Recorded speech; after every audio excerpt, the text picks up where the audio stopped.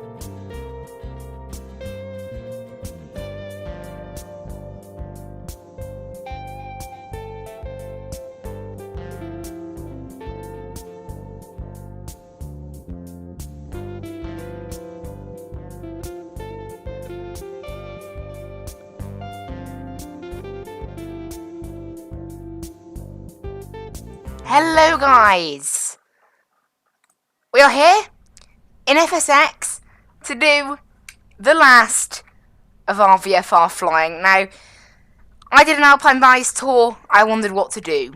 I did a Hawaiian tour, that was great fun, and then I wondered what to do yet again. And finally, I made up my own tour. Now, after all of this, since I started doing these VFR streams, I got a lot more into Vatsim. And over the last few weeks, I have started taking part in the evening events, and I thought, let's bring these to the channel. So, bye-bye, VFR flying, you've served us well. It's been a great little series, this.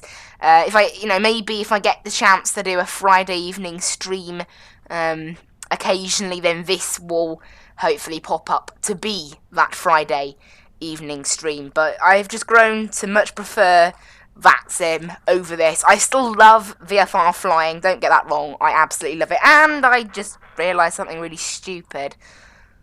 That has got to go under the world's best errors. I am still living in 7 weeks ago when I was flying the Beach Baron. As you guys know, I'm actually meant to be flying the Mooney Bravo now, so that's my own fault. Just need to wait for the menu to pop up. I'll bring up the Gone Flight Planning screen just to save you guys the pain if I want to look at it. But there we go. Here it is. Right. Yeah, I don't know what happened there. I must have had a bit of a mind blank. Yeah, who knows? But we're selecting it now. Oh, I can't believe that. There we go. I don't know how I did that. Here we go. We're back. We're back in the sim. Oh dear. Oh dear, oh dearie, dearie me. Anyway. So we're going to do some VFR flying. Next week, we are going to start off with doing Vatsim's Midweek Madness, Gatwick Midweek Madness as part of Vatsim UK, flying from Newcastle down to Gatwick. So those streams will be a little bit longer than the VFR streams, but they'll be a little bit shorter than a regular stream. They're sort of in the middle. We're here on the ground in EGPT, or Scone Airport. I'm heading down. Just a nice 60-mile flight, shouldn't take us too long. 60-mile flight down to Aberdeen Dice to finish off today, and that'll finish off the tour. So, without further ado, let's get into our flight planner. Scone, in the city of Perth. Well, I don't think it's a city in Scotland, it's just what it calls it on here. Down to Echo Golf Papa Delta for Aberdeen Dice. VFR direct. We're going to be doing hopefully 3,500. Yep, the altitude of the airport doesn't seem to be much of an issue there, so I'll go ahead and click save. This flight shouldn't take us too long. I would typically do 2 flights, but because of the fact that this is 1 a 60-mile flight, and 2 mainly because it's the end of the tour, it's how it works out. If you have an odd number of flights, you have to have 1 stream with just 1 flight. We have got an AI over there, November 41 Alpha Kilo, by the looks of it. Although it's probably not, that probably isn't its actual code, it's just the texture that it's using. Its texture, obviously, it only has a limited amount of textures, so it's probably, it wasn't the 402B, it's probably like one of these. It's not a Gulf stream of any kind. What's an F? I think it's... Oh, no, it is November 41 Alpha Kilo. It is an F90. I don't know what its plans are for departing or anything like that. I would absolutely love if we could get some AI on this once, because I've never seen AI on a traffic frequency before. I'm not sure how they react to that. Obviously, because some of the airports, they're not controlled. Right, let's go ahead and file our... Oh my dear. I'm not on it today, am I? I mean, I've already filed my flight plan. You saw me do it. Anyway, this is what I wanted to do. Fuel, 55% in the tank should be easily enough. And that should be all good. We'll start our flight on here, and we'll just go ahead and get everything set up. Now, for some reason, as you guys know, turning on all these switches, for some reason, doesn't actually turn it all on. Who knows why? But it doesn't. Pressing these buttons does not turn everything on. You need to, I don't know, you need to basically press Control and E. There must be a way to start them up, I guess, but is there a way to do it, maybe? Like this one, then this one? Nope. The magnetos, maybe? Who knows? Anyway, there doesn't appear to be a way to start it like that, so we'll start it just by the conventional Control and E. The sound of a really dodgy car engine spluttering into life, that. Yeah, nice. Well, right, and then we want terrain, obviously, and we are going to have to contact like a centre. We're going to use FSX ATC today because of that. Right, range can go up to 30. Just the one flight today. We should see some traffic in the area if I click traffic, or not. I've got some in the area. There's a 737 700 there. We've got that's down in, might be Aberdeen actually. No, it might be Aberdeen. By the way, this is UK 2000 scenery. And speaking of UK 2000 scenery, I decided after installing it on my other PC, I installed FSX. I installed Gatwick, and it worked fine. I decided to totally, rather than just running the installer again, to go into the scenery library, delete it, go into my go into my scenery folder, delete it, and there was no traces of UK 2000 Gatwick left on my machine, and reinstalled it, and it is now working. So I have no idea what went on. I know I also replaced UK 2000 Gatwick, but whoever, Edinburgh, there is this person who makes scenery add-ons for FSX, and I'm not sure what their name is exactly. I haven't really picked it up, but their file structures end in 25A. It does say their name on like Avsim or whatever, but I think I've forgotten what it is. But all their add-ons are the ones like they have like gate numbers on the floor and things, and they're the ones that made the Edinburgh scenery, and it's really nice. I've had experience of their sceneries now. I've flown into their version of out of Berlin. I did Zurich night.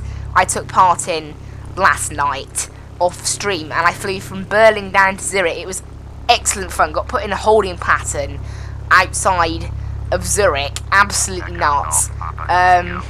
But honestly, I really loved it. It was great fun. I'll definitely be doing that every night, and that's why I'm taking you guys for the stream on Midweek Madness, because Midweek that's what I discovered. I also did Connecting Cork as well, and it's when the Vatsim network really comes to life. At those times of night, it is when the Vatsim network goes live. It goes nuts. So I thought, I think you guys better experience some of that as well, because it's great fun. I do myself. I really enjoyed it. But I flew into Zurich as well. That was made by someone else completely, but that was a lovely scenery. I've got to show you guys. I've installed it. I'll have to show you guys the Zurich scenery. We can actually fly there in the 777, so maybe we'll do that some stream. Fly from Heathrow to Zurich, because it's an absolutely wonderful airport. That for freeware scenery, you've got all sorts of things on the ground. We've got custom terminal textures. Oh my, what on earth? I want to explain that. The terrain sticking out. Not to mention, obviously this being a little GA thing, it is default scenery. But I don't think we can take off from this runway if we take off from here. So I have a feeling we should do it. Also, I need to press B actually to make sure the altimeter is set correctly. It is now set correctly. So I'm going to taxi fully. I don't want to go running off the runway, Also, that reminds me, I do actually need, I don't know why that reminded me, running off the runway, but we need to plug in our altitude for today on the so-called autopilot kind of thing, which you need to have in a separate window to control properly. It's quite nice to have, because for some reason you can't really control things like you can't control the vertical speed, I don't think, from this plane. For some reason, you can only do it via that external thing, so...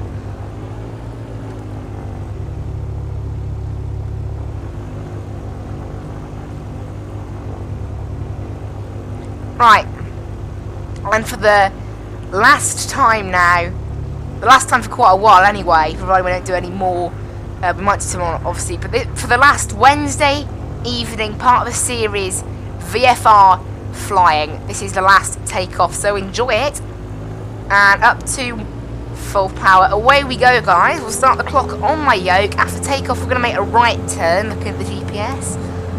Airspeed's live, this thing is pretty slow at gaining airspeed, so we'll try and get off before the end of the runway preferably.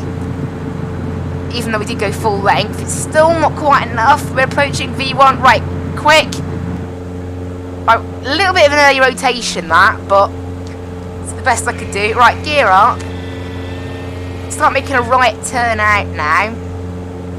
It's the best I could have done. And flaps up as well. And this you can click CDI, and there you go, that puts us onto GPS if you wait long enough. Dundee approach is going to be our active frequency, so we're going to request a flight following from them. They'll probably hand us up. No, they don't hand you off, but obviously Aberdeen will have a tower because it is a major airport, probably the biggest airport we've flown into since we started in Cardiff.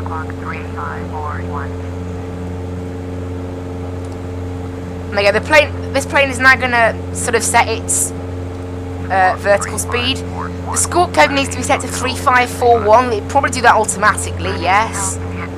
It has. Altimeter is 29774. Press B to make sure that's accurate. There we go. And now this thing should... Actually, I'm hand flying it right now, I forgot. I'm currently in the process of hand flying it, so... we'll join back with our route, and then I'll enable autopilot, because we don't really need anything special here, do we? There's no, sadly, this is what I can't, in the new Microsoft Flight Sim, VFR flying will be so much better, because, in reality, VFR flying isn't what I do in these streams. VFR flying means, in some cases, not even having a GPS, just navigating off what you see on the ground, like buildings, rivers, roads, fields, that sort of thing. But in FSX you can't do that, because the scenery quality is not good enough and it's not even accurate. So, you can't do that. It's physically impossible. It's not in the sim. So, I can't wait. I think they are going to have some nice, training missions and things as well, from what I've seen from screenshots. So, that should be great. There should be great capability for VFR in the new one, but this one, no. We just do what we do. I mean, I call it VFR flying. It's more like private, GA flying, general aviation with a private plane. But it is still a bit VFR because obviously we don't follow ILSs. We do land in airports where there's no ATC, things like that are still characteristic of VFR flying. So it's a bit half and half. It's not really IFR, but it's not exactly VFR either. It's maybe a mixture of both. So in terms of our flight direction, we're following IFR, but in terms of how we fly the plane and how we handle things like ATC, it is VFR. So, I mean, technically the flight plan that we file is VFR according to FSX, but that's obviously just that is the meaning of the word VFR in FSX, isn't it? I mean, the scenery still looks alright. It doesn't, you know, I mean, it could look worse.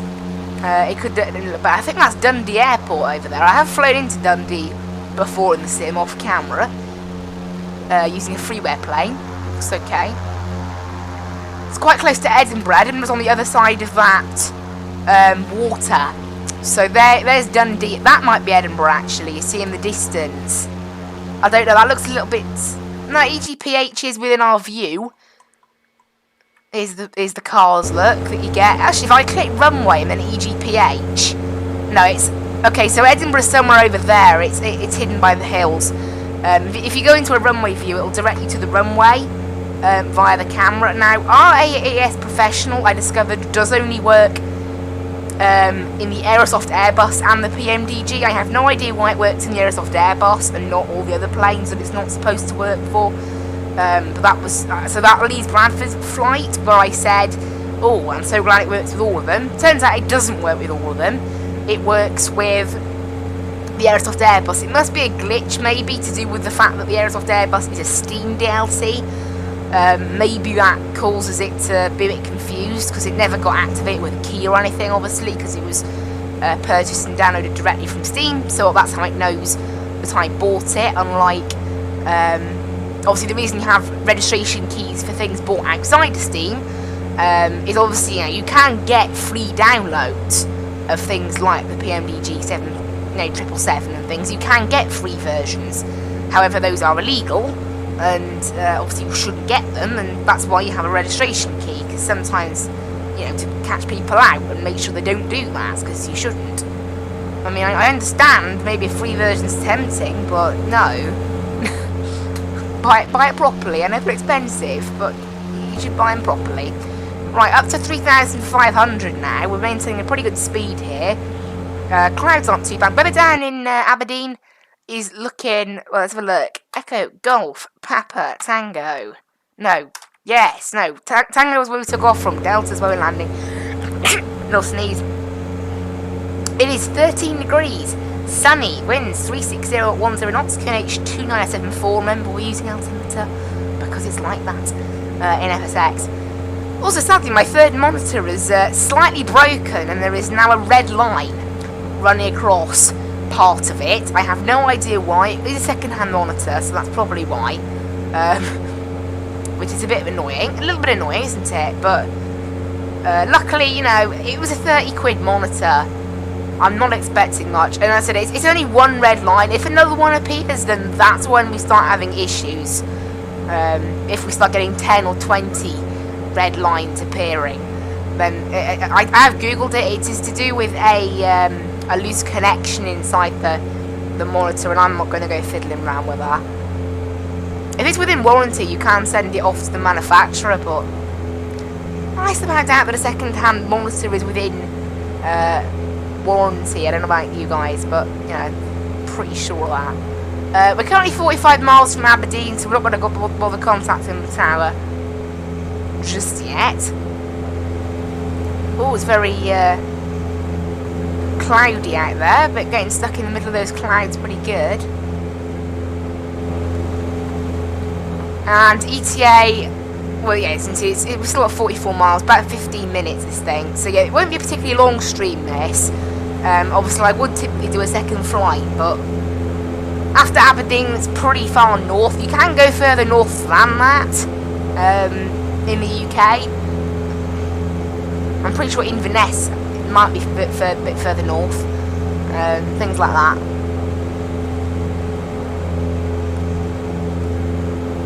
But yeah.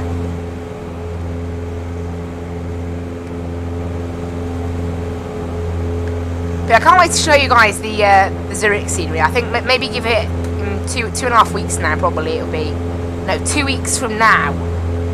Give it 2 weeks. Yeah, 2.5 basically by the time we get to the weekend. So in the next 2 to 2.5 weeks, hopefully we'll take the 777 down there. Maybe we'll go Barcelona to Zurich and then Zurich to Heathrow in 2 streams. I don't know how far is Barcelona to Zurich. Is it a 2-hour flight, hour and a half? I don't know. We could potentially fly from Barcelona to Madrid as well. Maybe Barcelona up to Bilbao and then to Madrid or something like that. in a Vueling, and then from Madrid up to Heathrow in the 777, but also that doesn't get Zurich. I'm just thinking of ways we can fly the because the 777 flies from Heathrow with Fly UK in terms of short-haul destinations. It's Madrid, Barcelona and Zurich. They're the short-haul ones, and then there's a few short hauls over in what do you call it? It's like the Caribbean, like in real life. To give you an example, a plane would fly from Gatwick to Punta Cana to St. Lucia, then St. Lucia back to Gatwick. I think that's an example anyway. I don't know, those two might be really far apart. My Caribbean geography is not great. But basically, it will fly from a UK airport to a Caribbean airport to a Caribbean airport that are quite close to each other, and then fly a Caribbean airport back to the UK, like a 3-leg trip, rather than your typical 2-leg trip. So there and back, it goes there, and then to another place, and then back. So there's a few of those, I think there's 2 of them. So we could do that, maybe a bit of flying over in the Caribbean. Unfortunately, Metroair, who are Fly UK's partner, only fly the Dash 300, and the Dash 300 is part of the expansion pack. With the default, you get the 200 LR and the 200 Freighter, and then if you want the 300, it's another like £20 expansion pack, or £30. Like with the PMPG 737, you have to pay. You pay, your money for the 800 and the 900, and then you can buy the 600 and the 700 for extra. I think it was about £25–30 for the 737. Although I haven't flown the Dash 700 since, because they've Fly UK have only fly it in the US now, and obviously the time zones don't match. However, I have discovered that it gets very busy over in the US. We'll set the altimeter there. It gets very busy over in the US on on Vatsim, towards sort of later times. So I'm just, for example, now I'm looking, and right now, Boston Center and New York Center are online. New York approach, Boston approach, Toronto Center, Winnipeg Center.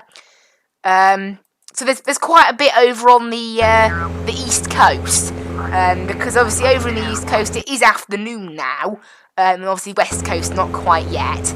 So for that reason, they have that. So we could potentially fly in the US a little bit more. However, I think most of the Fly UK's ones over there are actually, again, on the West Coast, so that doesn't fit. I'd have to probably stream at like 1 AM my time to get the peak of US ATC, and I'm not going to go doing that, obviously. Aberdeen approach, we've just been told to contact by FSX ATC.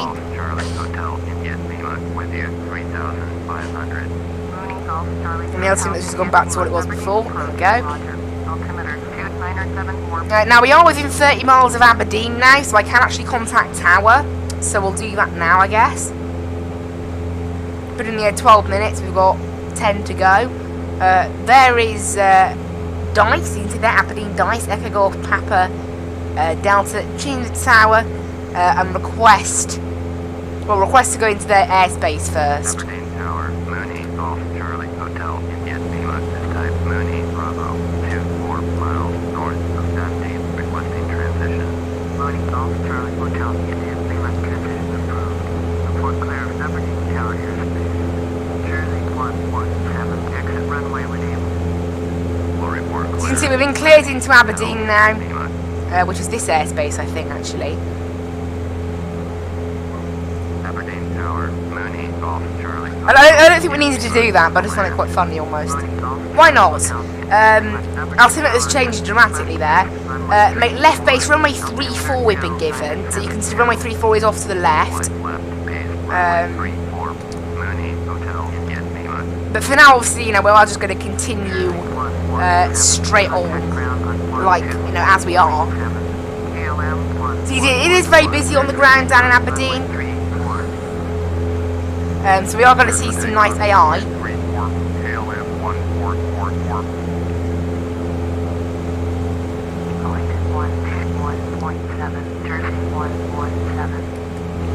looks quite nice outside, not bad. Being jumped around a little bit. So we should see some nice AI, hopefully. Weather's looking lovely over here for North Scotland. It's 13 degrees, so it is a little bit chilly. Obviously, you know, it has got starting quite warm down in the south of, well, not south of the UK, middle really, lower middle. So not quite the southern, but not quite the Midlands just yet. Starting out, obviously, I think, was it what, Cardiff to Filton, and then Filton to Gloucester we started out with, which is where it was a bit warm. Oh, we had that heat wave a few weeks ago, like last week. It was boiling. Ooh, that was nice. Boiling in the UK, but yeah, Scotland is a little bit more chilly, a little bit more cold. Obviously, you know, pretty much this whole trip, with just, you know, from leg 1 all the way up to, what is it now, leg 8, I believe today, or leg 7. It is it's stream number 7, and it is leg 1, 2, 3, 4, 5, 6, 7, 8, 9, 10, 11, leg number 12. So stream 7, leg 12. I have a little sort of notepad over in the corner of my room that explains what we're going to be doing for this tour. So that's why I was just reading numbers randomly, if that's what it probably sounded like. But yeah, right, I should be able to see. There it is, I think. No, I thought that might have been Aberdeen Airport. It was just a little teeny lake. Never mind. Never mind. Never mind. Anyway, but the terrain out there's not looking too bad. It's been worse. But that KLM took a while to take off. Clear for takeoff, contact departure. That took a while. Unless it was being told to take off directly from the line-up position, then it would have taken that long. I mean, it's pretty cool.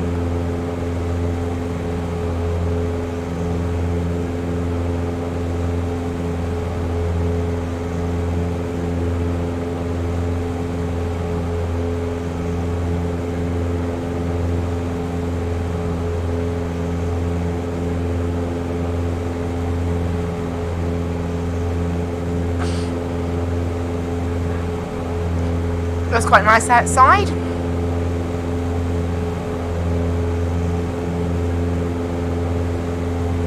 Not bad. How long's left now?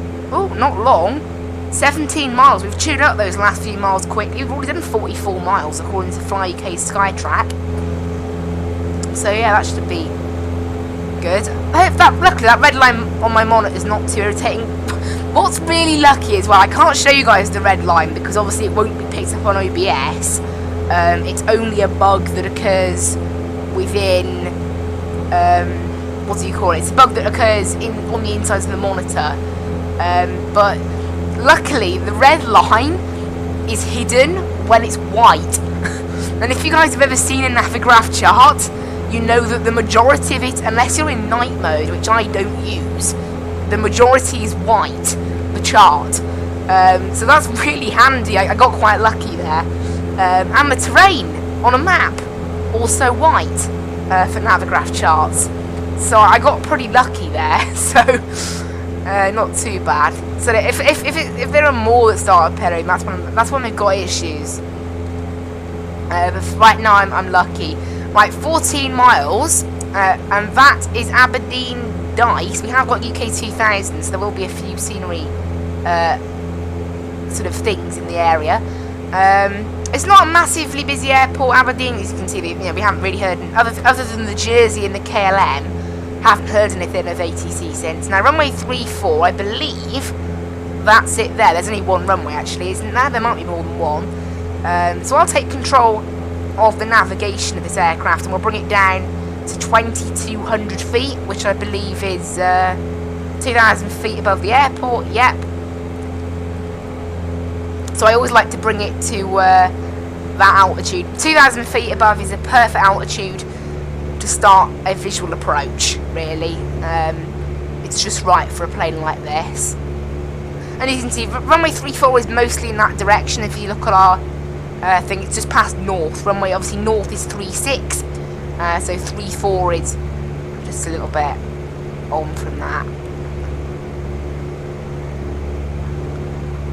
But yeah, plane's descending nicely now.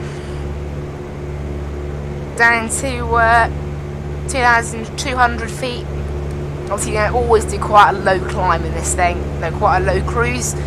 That's how VFR flying works. Stay quite low. You can go higher if you want, but I don't tend to go any higher than 4,000 unless I have to because of terrain.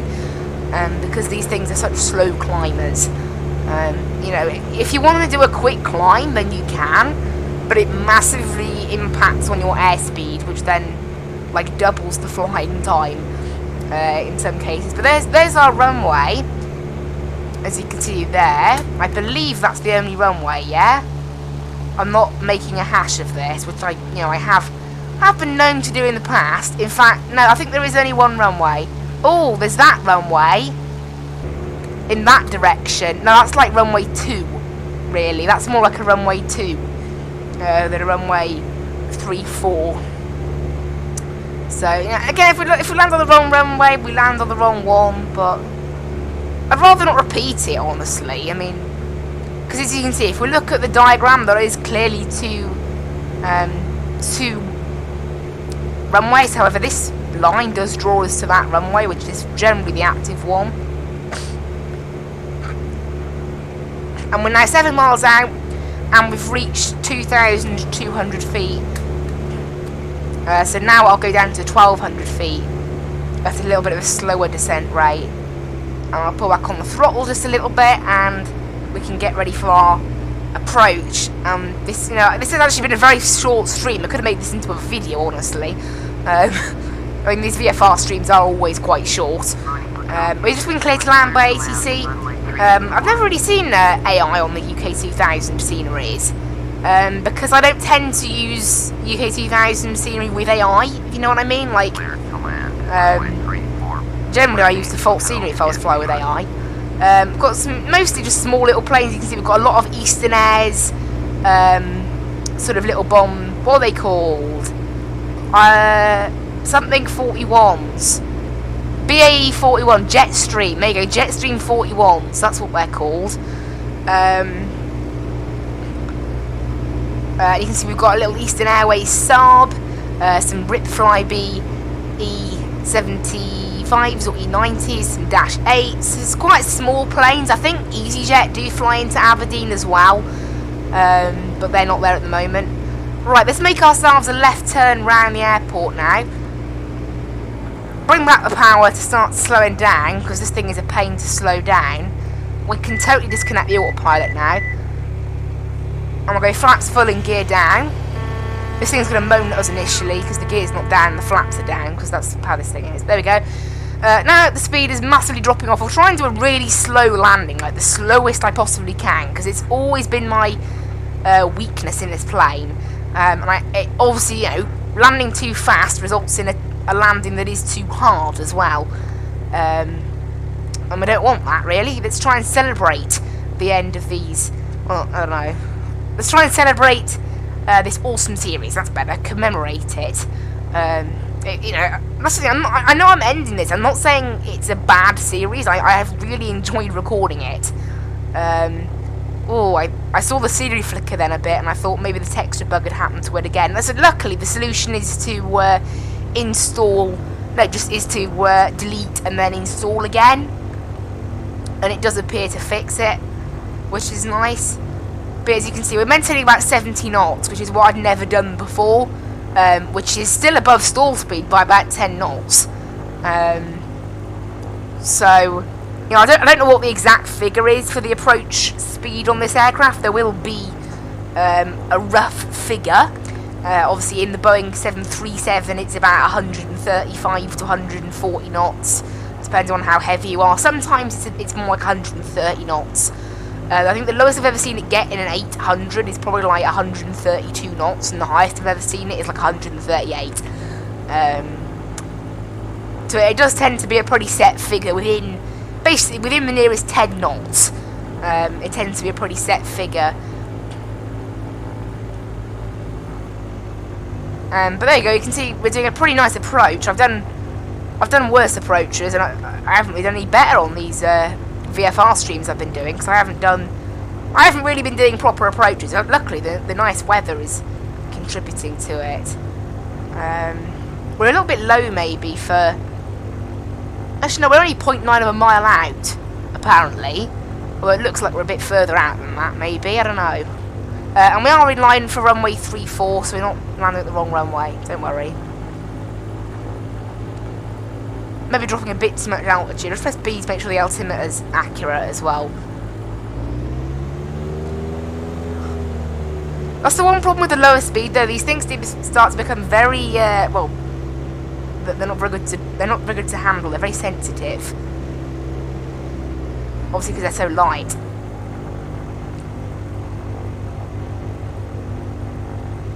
I can't really see the runway, honestly. I'm not sure what the winds are like. How strong they are.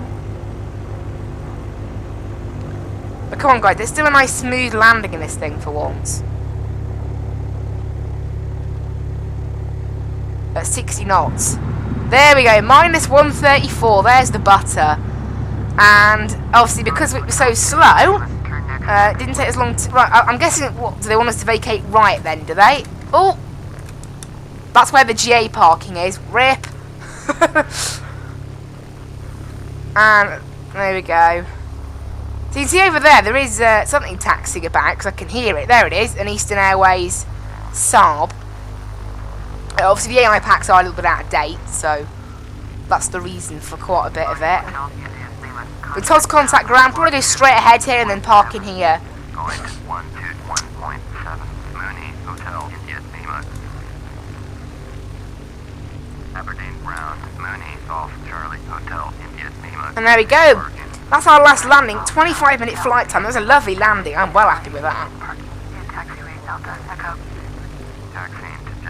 Oh, come on, really? The time to go over there. Does anyone want to explain why they're getting me to go that way when I can just cut across? No, that's the world's silliest. Also, why is there a Fly B parking over in the general aviation parking? That might be a thing to do with the UK 2000 scenery, maybe a slightly bug. With the, obviously the way it works, each AI, they have like an assigned parking. Yeah, this is so dumb. It's getting me to do... Why on earth would you go all the way round there if you can just use this taxiway? Because that's what you do in real life, I can guarantee. That's where the runway exit is, in fact, for the general aviation parking. So it's a little bit odd that you choose to block up the runway. Actually, in fact, go over there. Yeah, that is a really stupid taxi route, but never mind. I'm just ignoring that. We'll just do our own thing. There's no general aviation here, actually. It's all, well, there's a Flyby, but yeah. I don't know what a Flyby's doing there. In for maintenance, maybe? Yeah, I don't know.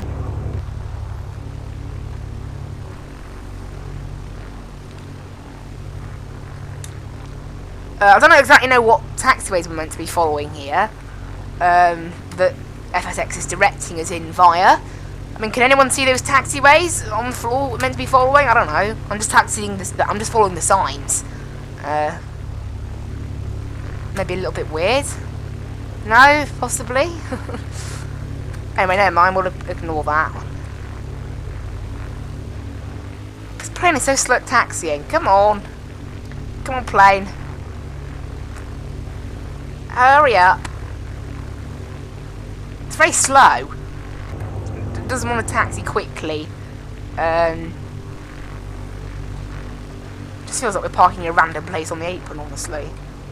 Which I guess we sort of are. That's what GA planes do in real life. And there we are. And cut the fuel.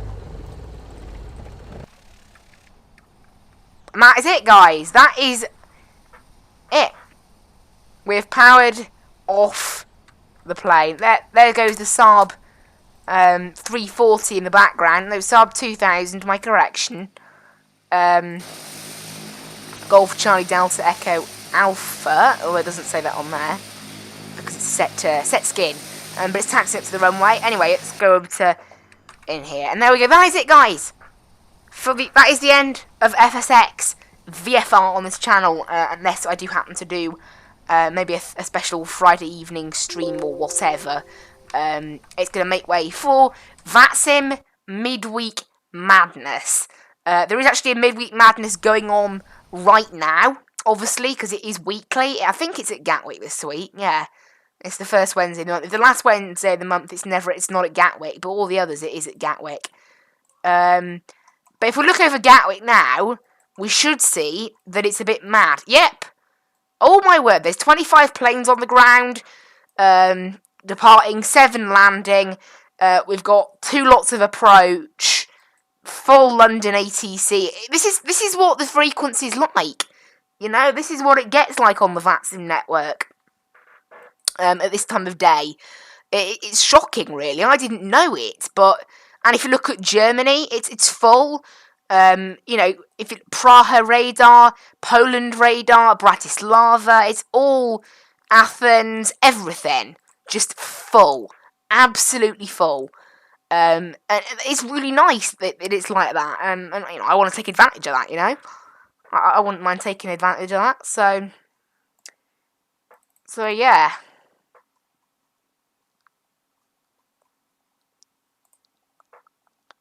It's nice.